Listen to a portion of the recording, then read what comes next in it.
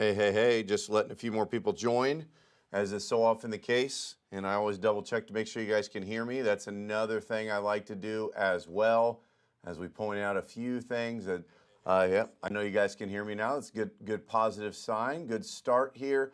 I want to look at a few things here as I try to get some stuff dialed in on the background. Obviously, our main story is the fact that are we going to get snow? Are we going to get rain? There's a lot of things to be talked about as we go into this weekend. So that's an important point here as we talk about what's happening, and I'll point out a few things here as we go throughout a couple of things here on our cameras, and I'm going to let a few more people join. I know people are on Facebook, and I'll leave that as well. You can look at the big picture now, and Grafton looking pretty good here.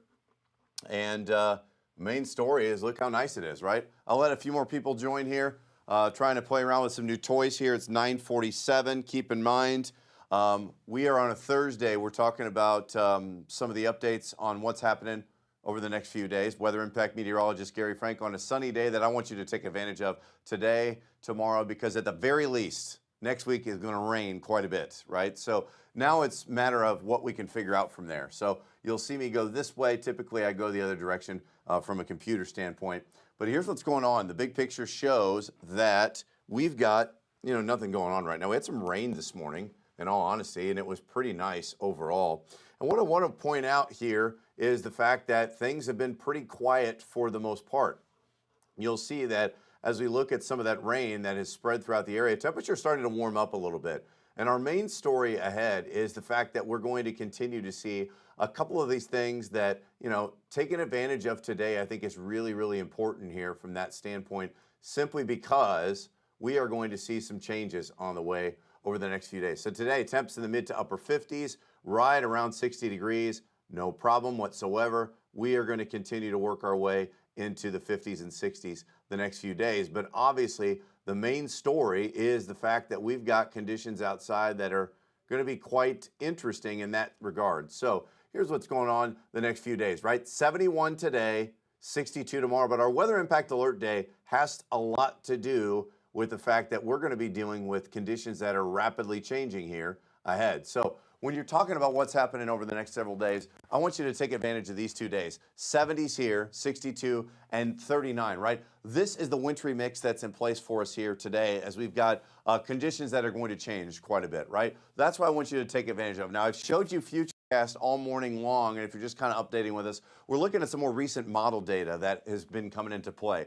And what I want to point out is what's going on Sunday. This is the day in question for me as we're starting to see some of this model data roll in. Now, obviously, you can see on Futurecast where we are in terms of all this precipitation. And I'll get this, and I'll jump off just a little bit here and so you guys can see this on a full screen. What I want to point out is let's look at a couple of things here. And a couple of these features bringing all this snow and rain into the forecast, right? You have a lot of snow to the north and you have rain to the south. This is just one look at Futurecast. I want to point out a couple of different models that we weren't able to show this morning. I've kind of had this in place here because as you look at where some of this is, from a standpoint of what's going on, overall, the thing for me that I think is really important is how cold that it gets, right? This is just one run of Futurecast in terms of where our temperatures are going to be. And this is Monday morning, and I scan this back. Let's look at model number 1, and I'll show you, I'll try to pinpoint a couple of these models and show you the temperature that is associated with them and why there are such vast differences and why there are still some variables to be had in the forecast is the fact that let's look at this one, for example, right? We got a lot of snow, and this is a pretty good snowstorm for a lot of us. This, to me, does not look like something that we're actually going to see in that regard. Where to the south, we've got a better opportunity for rain to the south, and we've got more cold air that's in place. That's model number 1. Now let's look at model number 2. You'll see the differences here. Snow still to the north, and I still think that's absolutely in play, and I expect that to be the case, but notice how a lot more of us are in the rain. Watch where that white area is. Look how that switched. I just go back and forth here. You can see that, yeah, it's quite a bit of a difference.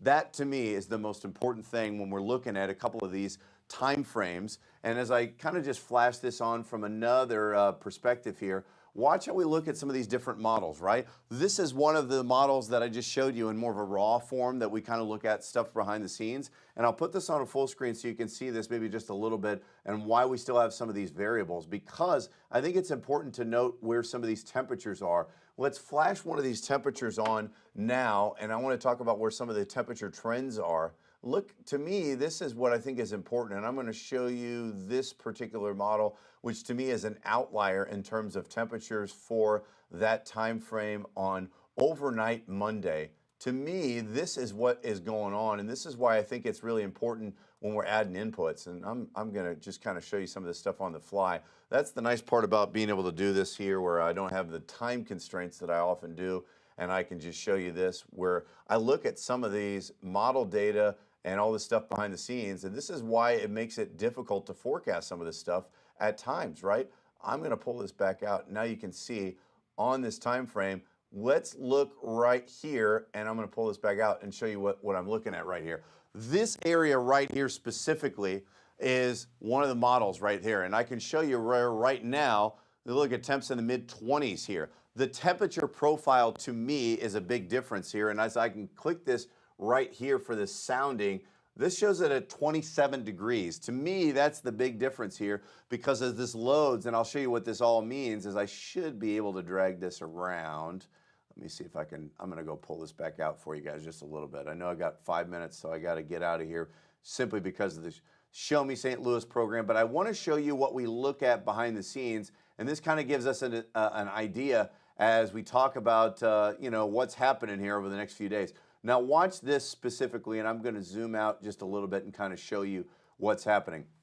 What this is specifically is a parcel of air, and this is what we look at when we're forecasting severe weather and winter weather. But when you're looking at what's going on right here, this is a line of freezing, and this is what we're looking at, right? So at this point, typically you would see with any parcel of air that's lifted, for the most part, it's going to go this direction because this is where it's colder. Well, in this particular instance, we're seeing this warm nudge of air that comes back into play. And with this temperature being around freezing, that's important because obviously anything that falls is going to be snow here. But when you look at a different parcel of air, there's a lot of warm air. And that's where it's how much cold air do we actually have in place? To me, those are the things that are in question at this point. So I got a few more minutes here where we're going to talk about this, and I'll flash this on for you, and I'll get back to where we were talking about this morning.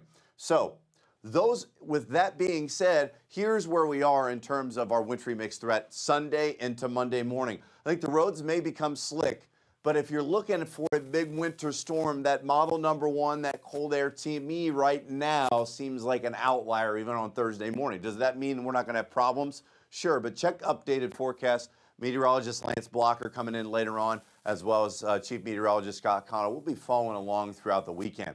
Now, what I do expect over the next few days is the fact that our wintry mix, to me, this is where it's going to set up. And I'll make sure I got enough time here. I got 3 minutes, so we're in good shape. To me, this is where we need to pay attention to, right? At this point, the way I see it midday Thursday, snow to the north, Pike County, areas to the north, around really from Troy, northern Lincoln County, all the way to St. Louis and I-70. I do think we're going to see some sort of freezing rain, sleet, and snow. Now, does that mean that it's going to be consistent? Does it mean we won't have temperatures above freezing for a good portion of that time? We can absolutely see these numbers with freezing rain, sleet, and snow, 33, 34, 35. And yeah, you see it outside. We have some issues on bridges and overpasses, and that's okay. And then it melts. The rest of the area is rain. We'll see how large this is expanded depending on how much of that cold air settles in. That's the zone in question to me at this point. That's what we're monitoring very specifically here. Regardless, what you will see next week is a significant amount of rain. So I'll show you the 10-day forecast as I am at 9:56. I want to make sure that we're continuing to give Show Me St. Louis, which I'll be a part of and have an update for you shortly. But this, to me, is the time frame in question right now. Sunday into Monday. See our temperatures in the afternoon, low 40s, maybe even warmer in some case. If we get more cold air, those numbers come down. It doesn't have the upside. We'll monitor. I think we're at 30 overnight. Like I said, we get below freezing, stuff falls. There's a problem, even if it's not on the grass and it's just on the bridges and overpasses. That could be the thing for Monday morning. That's what we want to highlight. Otherwise, you're talking about problems the rest of the next few days in terms of rain, maybe even thunderstorms by next weekend. To me, that's where we're going to see things, and that's what we're going to have our highlight.